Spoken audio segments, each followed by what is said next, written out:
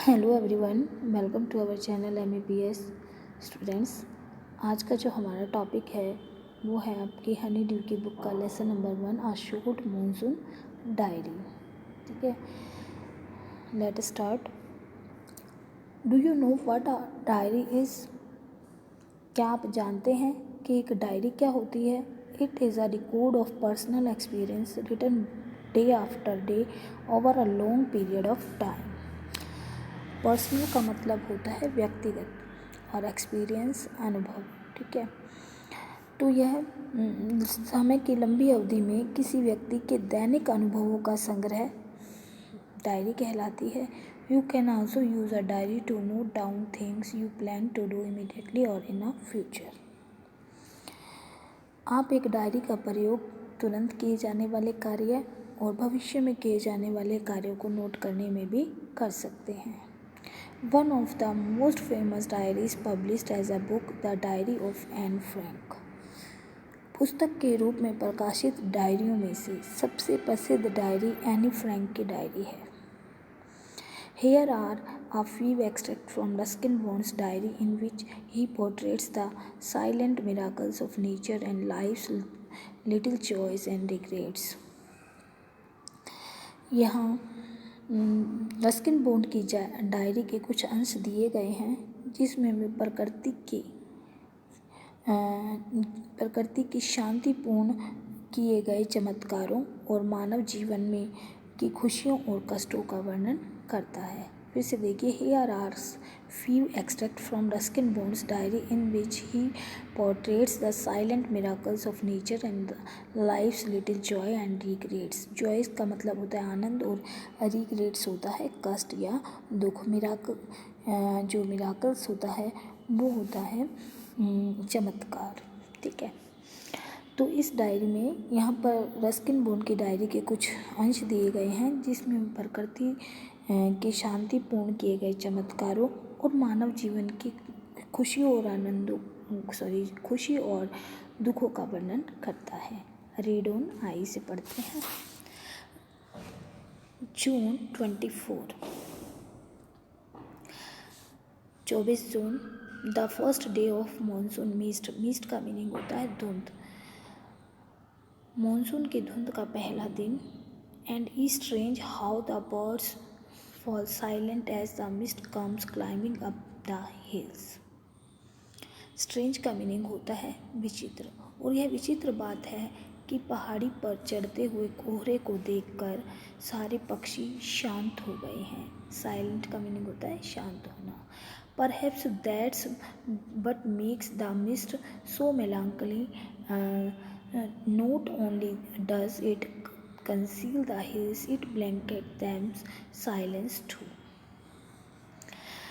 ये शायद यही परहैप्स का मीनिंग होता है शायद यही कारण है कि जो धुंध इतनी उदासीन पूर्ण होती है कि यह न केवल पहाड़ों को ढक देती है बल्कि उन पर खामोशी की चादर भी ढक देती है। साइलेंस शांत या खामोशी। ओनली एन और एगो the trees were ringing with bird songs. केवल 1 घंटा पहले वृक्षों पर पक्षी चहचहा रहे थे। And now the forest is deathly still as though it were a midnight. Midnight का मतलब होता है आधी रात्रि का समय। अब जंगल में मौत के समान सन्नाटा छाया है जैसे कि आधी रात का समय हो। Through the mist Bijju is calling to his sister. I can hear him running about on the hillside but I can not see him. Mist धुंध के बीच में बिज्जू अपनी बहन को बुला रहा है। मैं उसे पहाड़ी के पार जाते हुए सुन सकता हूँ, पहाड़ी के ऊपर जाते हुए सुन सकता हूँ। But I can not see him, लेकिन मैं उसे देख नहीं सकता। जो जून 24 है वो मानसून धुंध का पहला दिन है और बड़ा विचित्र है क्योंकि इसने पक्षियों को भी शांत कर दिया है और न केवल पहाड़ी को ढका है बल्कि उस पर खामोशी की चादर को भी ढक दिया है।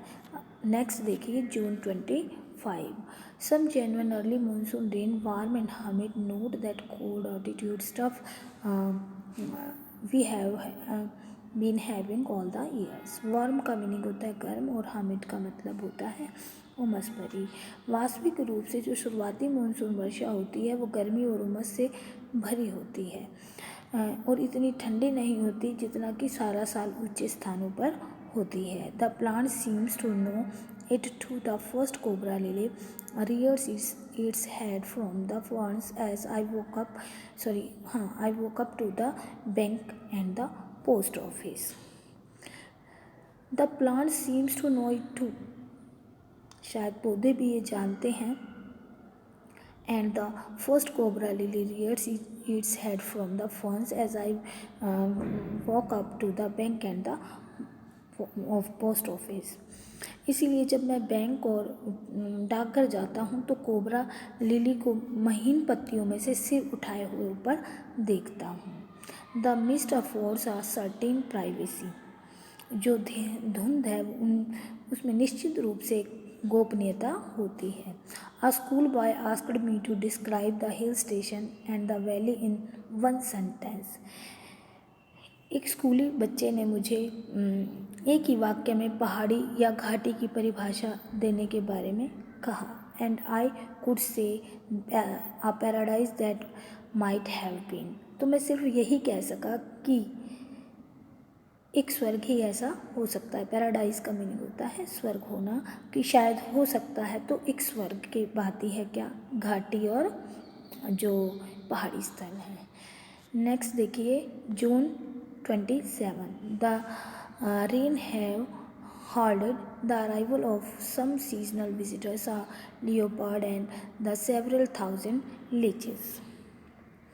जो ये वर्षा है, इस वर्षा ने कुछ मौसमी मेहमानों यानी जैसे कि तेंदुआ और कई हजार जोकों के आने की घोषणा कर दी है।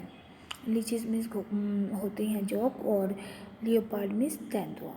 Yesterday afternoon, the leopard lifted a dog from near the servants' quarter and below the school. In the evening, it was attacked one of Bijju's cow, but fled at the approach of Bijju's mother, who came screaming imprecations. Yesterday afternoon, the leopard lifted a dog from the near servants' quarter below the school. कल दोपहर तेंदुए ने school के कुछ नीचे बने नौकरों के कमरे में से एक कुत्ता उठा लिया। And in the evening it attacked of Bijju's cows but fled to the approach of Bijju's mother who came screaming imprecations. तो शाम के समय उसने बिज्जू की गाय पर आक्रमण कर दिया, लेकिन बिज्जू की माँ को देखते ही वह भाग गया क्योंकि वह ऊंची आवाज़ में उसे गालियाँ देती हुई आ गई थी। एज फॉर द लीचीज, जहाँ तक कि जोकों की बात है, I shall soon get used to a little blood letting every day. मैं जल्दी ही प्रतिदिन खून चुसवाने का आदी हो जाऊंगा। Other new arrivals are scarlet minivets, the females are yellow, fleeting silently among the leaves like brilliant jewels. जो दूसरे नव आगंतुक हैं वो हैं कोयल जैसे लाल पक्षी जिनमें मादा पीले रंग की होती हैं।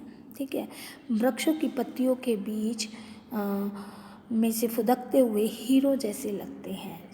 ज्वेल्स मीन्स क्या होता है, हीरो जैसे। No matter how the leafy trees, these brightly colored birds cannot conceal themselves, although by remaining absolutely silent they something contrive to go unnoticed. देखिए फिर से, no matter how the leafy trees, कोई मतलब नहीं रखता कि वृक्ष चाहे कितने ही घने क्यों ना हों। These brightly colored birds cannot conceal themselves, ये चमकीले रंग के जो पक्षी हैं अपने आप को छुपा नहीं सकते। Although by remaining absolutely silent they sometimes to contrive to go unnoticed, यद्यपि कई बार पूर्णतः शांत होने के कारण उन पर कोई ध्यान नहीं जाता है। Along come a pair of drongos unnecessarily aggressive, chasing the minivates away. और उनके साथ ही ड्रोंगो पक्षियों का एक जोड़ा आता है जो अनावश्यक रूप से अग्रेसिव उत्तेजित होता है, इसका मीनिंग, ठीक है। और लाल पक्षियों को वहाँ से भगा देते हैं। अननेसेसरली का मीनिंग होता है अनावश्यक और अग्रेसिव का मीनिंग होता है उत्तेजित, ठीक है। यानी कि along come a pair of drongos unnecessarily aggressive chasing the minivets away.